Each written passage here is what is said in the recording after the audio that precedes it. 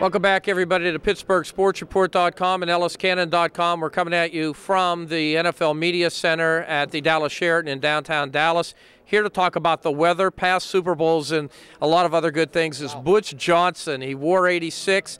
He broke some Steeler fans' hearts along the way. I was always a huge fan of Butch Johnson. It's a privilege to have you here tonight. Thank you very much. Okay, glad to be here. We're going to talk about why you're here in a moment. We'll talk a little bit about back in the day, but I got to ask you, I mean, this is where you're from, man. What is up with the weather? I mean, this is terrible, man. I mean, I hate it for everybody in North Texas because, you know, they were waiting so long for a Super Bowl to come here and to have the weather like it is. I mean, people coming here really won't get a chance to see Dallas like they should see Dallas and how wonderful of a place it is, and North Texas itself, Fort Worth, and all the surrounding cities, Farmers Branch. I mean, every place here is just wonderful, and they won't get to see that cowboy type of atmosphere and the good neighbors that are here in the Texas area, man. So the snow, if it could, anything can go bad, man. The snow coming here at this time period on this week, which hasn't happened in 15 or 20 years, I mean, it just shuts the whole city down. And it did, and it made it not only difficult to get around, it made it difficult to get supplies in at times. I mean, equipment and otherwise. And I feel bad because there are a lot of people that in this room have had to experience the consequence of that. I'm not going to be all that favorable. Quite candidly, my sister lived here, Plano, and so forth for about 15 years. I know the side that you're talking about, and I had great anticipation about it because of the great times I had when I was here. What do you think Dallas needs to do or will do or can do to make sure that people leave with something to build on and maybe come back to? Well, I mean, you can't do anything about the weather. I mean, that's just going to happen. Yeah. We've had the same problem that happened over the years with Super Bowls in Detroit, and they've had with Super Bowls in the other cities that are in the East.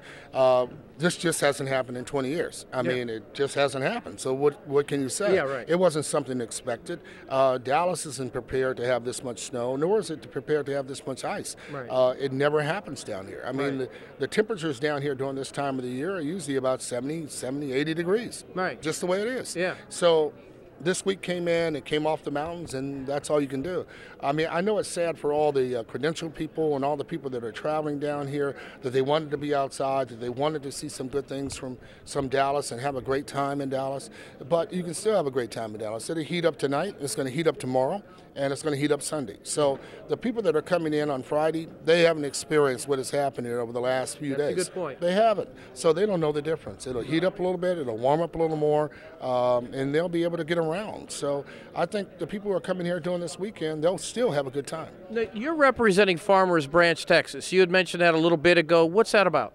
Well, we have some projects we're working on down there together, and a good friend of mine, Dave Siebert, who's been working with Farmers Branch for quite some time. It's the centrally located point in the city. You can call it the point because everything around the Metroplex, it all feeds into Farmers Branch. It is the most central city.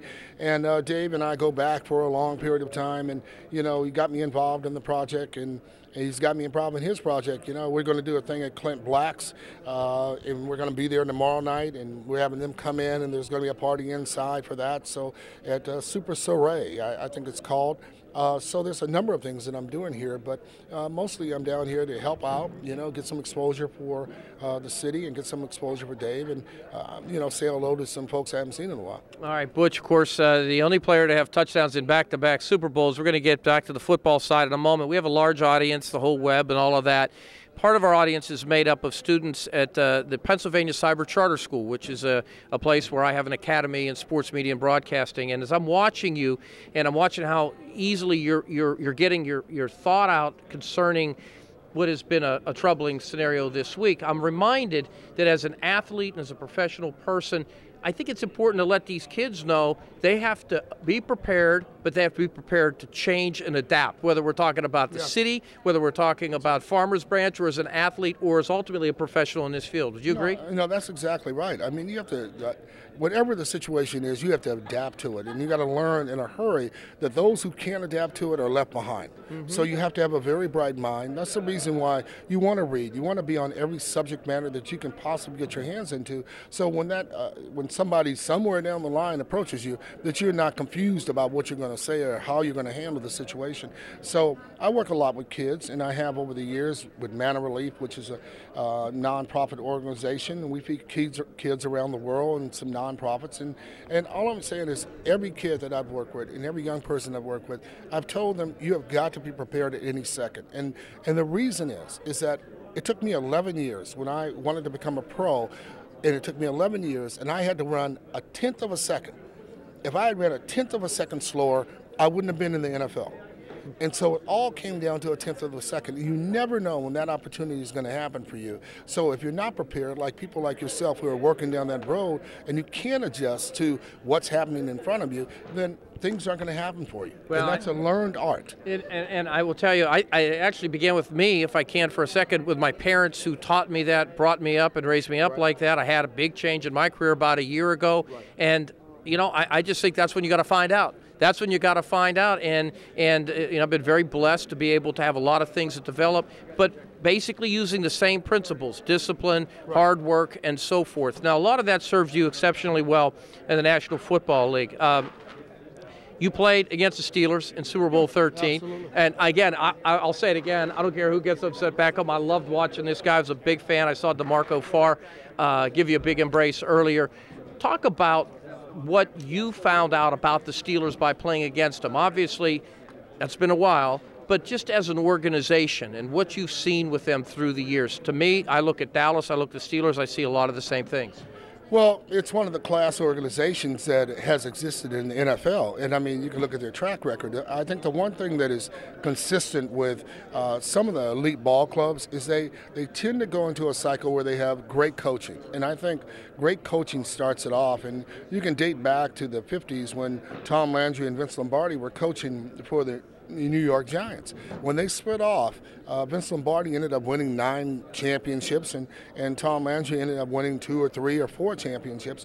And they were just great coaches, and they taught other men how to be great coaches. So when I see a guy like Tomlin, who's been in the NFL, and he's in his fourth Super Bowl, second Super Bowl in the last 4 years, that says a lot about Tony Dungy. And it says a lot about what he did and how he paralleled it. The same is true with Chuck Knox and Chuck Noll, who was with Pittsburgh, and one was with the Rams, but they had long careers. I see Belichick in that same category, is that they are guys that are great coaches, they find great quarterbacks, they have great defenses, and they play consistent, and they teach people along the way. So, you know, Pittsburgh has just been one of those high-standard organizations. I mean, you can lose a Super Bowl to them, or a game to them, but the guys played well, the guys played hard. We played hard against each other, and it was always a challenge. I mean, they became our challenge, and we became their challenge as we went through the whole thing. In our era, they came out on top. That's just the way it happened. Well, that's really a great perspective. Speaking of perspective, we see more and more minority coaches, opportunities, and so forth through the National Football League. But the thing that I take away from Tony Dungy, Raheem Morris, Mike Tomlin, who I've covered and been around now from the moment he walked through the front door, they're very, very similar, regardless of necessarily the color of their skin. The people that are successful do things a certain way in almost any field. Do you agree? It's the character of the content, and that's the point I was making from the original two of Vince Lombardi and Tom Landry. If you look at them, they had a very strong faith base. They were in the military, or in Vince Lombardi's case, he was a teacher. But there was a standard that they had set, and they imposed that on their players. I mean, if we had dropped 2 or 3 balls in a year, the next year you would not be a Dallas Cowboy. I mean, it just wouldn't happen because nobody could take a chance on you not doing your job. And that was the difference of what I see Belichick does and Mr. Tomlin does and the guys that are at the top of their game right now, is that they demand that you do the right thing. Now, I don't see that from a lot of the other ball clubs, and I believe today it's a lot easier to play today than it is yesterday. Right. Mel Blount, for example, could beat you up all the way down the field, you know, if he wanted to. Today, he can only touch you 5 yards. Right. So if you can't catch a pass today, you can't catch a pass.